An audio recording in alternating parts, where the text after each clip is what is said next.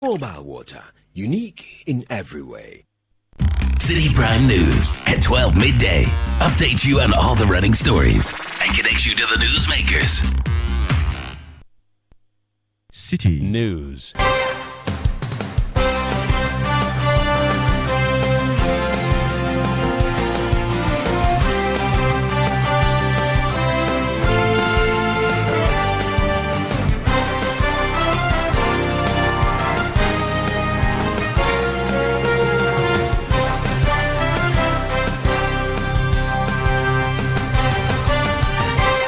It's midday. Hello, good afternoon, and welcome to the Citi News on 97.3 Citi FM. The news is live from our studios here in Accra and also live on citinewsroom.com. I am Fauzu Masaudu. This afternoon, Ministry of Energy clarifies ECG reforms as it assures no sale under private sector participation. As government has always said, ECG is not for sale. The government does not intend to sell ECG. It does not intend to transfer shares or equity in ECG.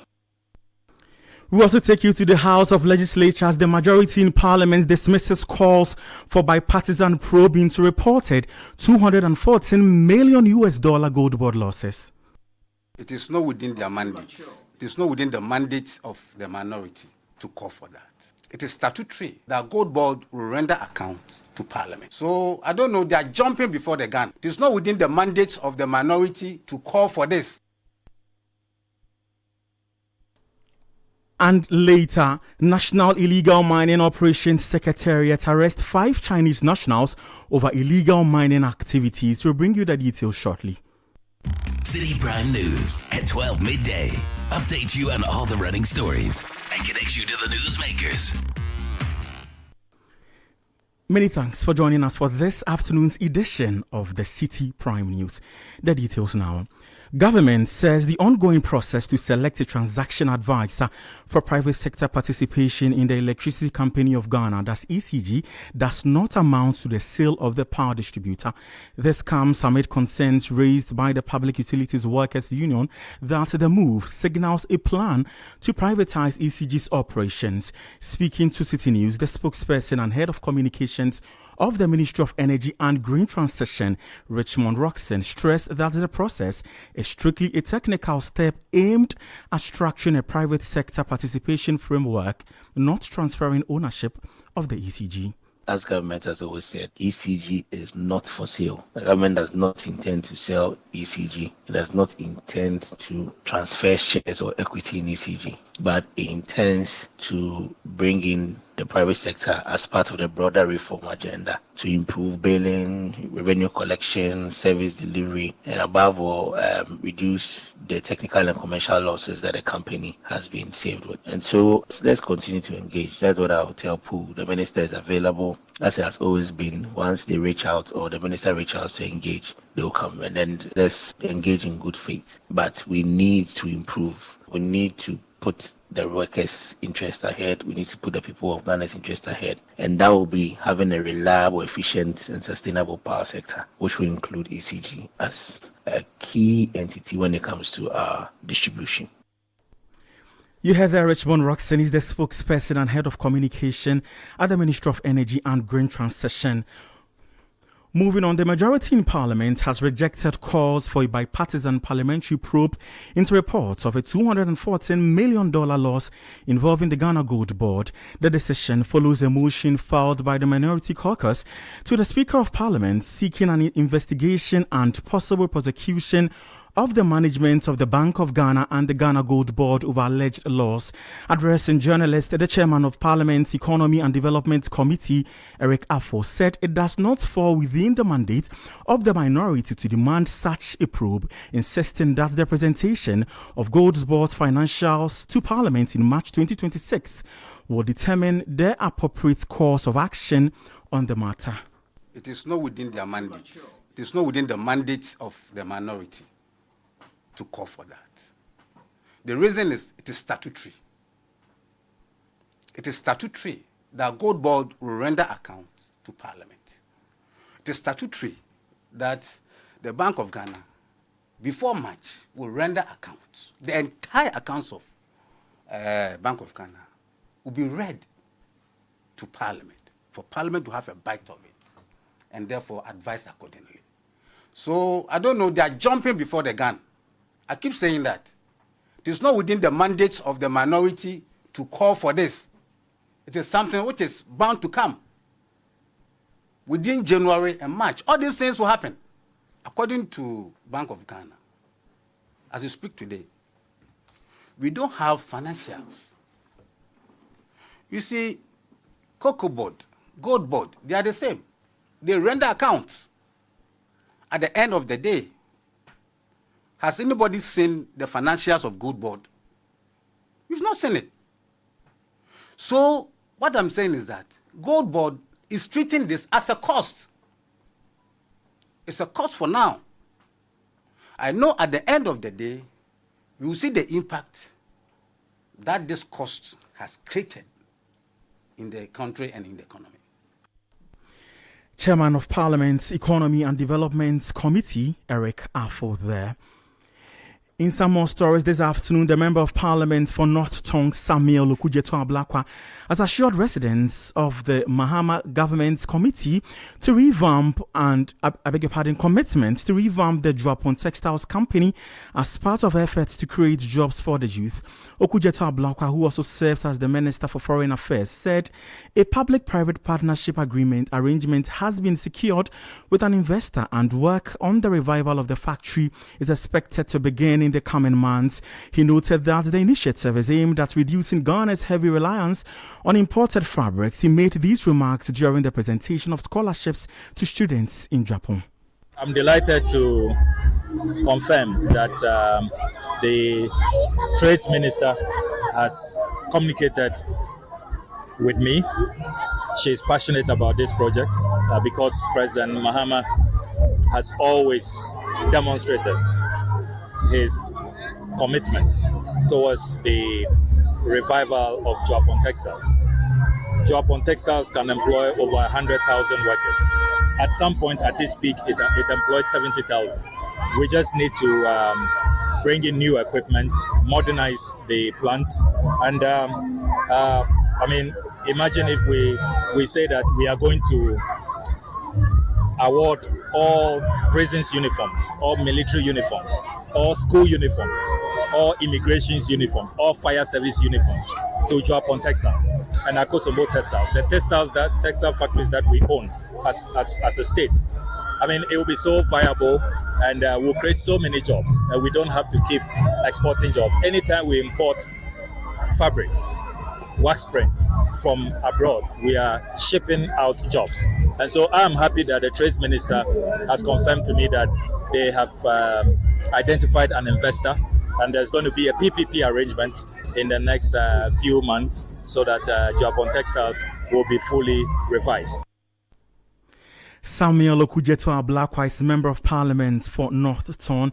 You are still listening to the City Prime News. Still ahead, National Anti-Illegal Mining Operations Secretariat arrests 5 Chinese nationals over illegal mining activities. Please stay tuned in. City Prime News at 12 midday. Updates you on all the running stories and connects you to the newsmakers. Sika boom. Fidelity Bank say save and win. Muntio. Sika boom.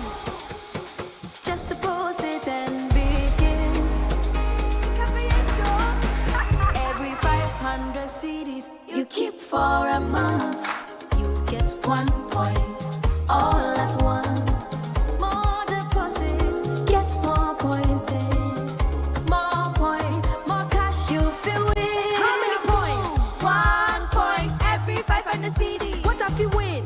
5,000 CDs monthly. And the grand prize? Hey! 100,000 Ghana CDs. Don't wait. Visit any Fidelity branch or agent nationwide to deposit in multiples of 500 CDs. The more you deposit, the better your chances to win 5,000 CDs monthly and 100,000 CDs in the grand draw. Terms and conditions apply. Win with us. Fidelity Bank, believe with us. Sika boom. This is an NLA approved promo, now running on the Caritas Lottery platform.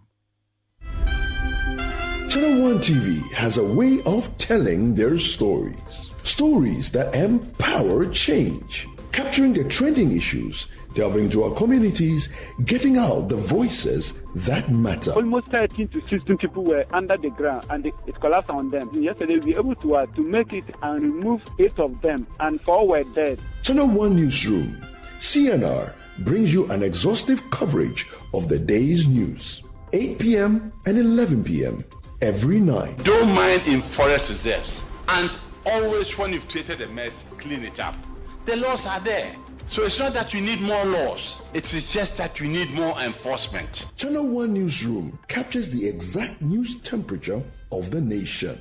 From the northern, western, eastern, and southern parts of Ghana, Channel 1 Newsroom, CNR's got you covered. Let's speak to the core issues in terms of how we can prevent professionals who have been given the mandate to teach our children, and for this matter, the whole children's standard of care, and how they can live up to expectation. 8 p.m. and 11 p.m. every night. How can somebody wake and you tell the person, I appreciate you for 10 good months? I can't stand it. I'm owing rent. What should I do to be able to pay my rent? I don't understand. They should pay us. Enough is enough. CNR, telling your stories, empowering change. Catch CNR on Channel 1 TV at 8 p.m. and 11 p.m. every night.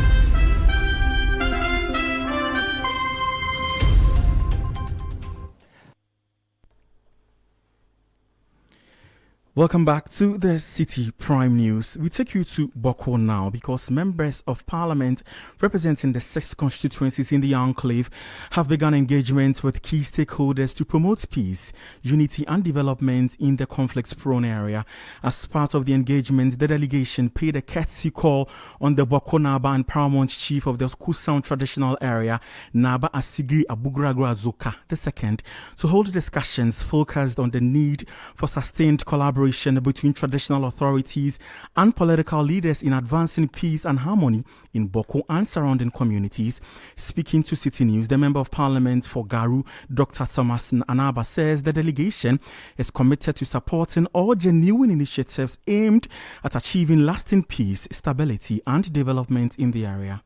Let me tell you emphatically that from the side of the Kusasis, they are called on everybody to lay down their arms and allow people to move freely within Buku Township, in and out Buku. So far, they are opening the market for the other faction, the Mampusis women, to come into the market to do trading. They started coming in to do trading without anybody hurting them. The Kusasis have allowed cars to move out of Buku to Sankansi, that is Burkina and Togo, without anybody obstructing them. They've also allowed cars to travel from Buku to Olga without anybody obstructing them. Likewise, they've allowed cars to move through Garu to Napanduri to Nalerigu without anybody obstructing them. They have shown a good example of people who want peace. And we have not also heard anything bad from the side of the Mampusis. We pray that this type of peaceful coexistence would exist and government would now henceforth negotiate with proper reconciliation and deal with anybody who tries to tamper with the peace that we are currently enjoying. Deal with people as criminals when they try to do anything and not link it again to any chieftaincy issue in Buku. That's what I think. Laying down their arms is one thing. And two, governments continue with the negotiation efforts for the reconciliation and also penalizing those who try to foment confusion in the Buku traditional area. Dr. Thomas Anaba is the Member of Parliament for Garu. In some more stories, the National Anti-Illegal Mining Operations Secretariat, that's NIMOS, has arrested 5 Chinese nationals who were allegedly engaged in unauthorized mining and washing activities directly into the Birim River. In a targeted operation against illegal mining, NIMOS conducted a series of raids on Monday, December 29, focused on illicit mining sites in the Achimoda area within the Birim Central Municipality. During the raids, the task force immobilized 2 excavators found operational at the site. Authorities also seized a Toyota Hilux pickup and a Toyota Land Cruiser believed to be used by the arrested individuals. The operation forms part of NIMO's ongoing festive season crackdown aiming to protect Ghana's major water bodies from further pollution and environmental degradation caused by illegal mining activities. Now, the National Road Safety Authority has announced that vehicle owners will be required to remove broken down vehicles from intercity roads and highways within 30 minutes to 1 hour. The directive follows concerns raised by road users over the dangers posed by parked or broken down vehicles and trucks, which have been identified as a major cause of road crashes. Speaking in an interview on the Citi Breakfast Show, the executive director of the authority, Abraham Amaleba, explained that the recently passed Road Traffic Amendment Bill contains provisions mandating vehicle owners to tow broken down vehicles off the road within a specified time frame or face legal consequences. Stationary vehicles are also a cause of so many accidents, and the new law has also provided that coming next year, every vehicle owner must subscribe to a towing company, which means that once your car breaks down, you have 30 minutes. If it is in the city center, to call your towing company. You are not bound to subscribe to one particular towing company. Or if a lot of towing companies, and you can subscribe to them. Insurance companies can also provide that same service, so it's allowed. Then, if it's on the highways, you have 1 hour within which to call your towing company. Failure to do this, then the National Road Safety Authority will come and remove the stationary vehicle and then surcharge you for the removal of the vehicle. So these are the exciting things that are going to be in the LI. Yeah, so within 30 minutes, you must call the subscriber and he must respond. Abraham Amaleba is the executive director for the Road Safety Authority. And that will be all for this edition of the Citi Prime News, which has been live from our studios here in Accra. For more stories, please log on to citynewsroom.com. I am Fauzu Masaudu. Many thanks for your company. Citi News. We speak first. Reach our hotline on 0302 224959 and get interactive on Facebook, Citi 97.3 FM, and on Twitter at Citi 973.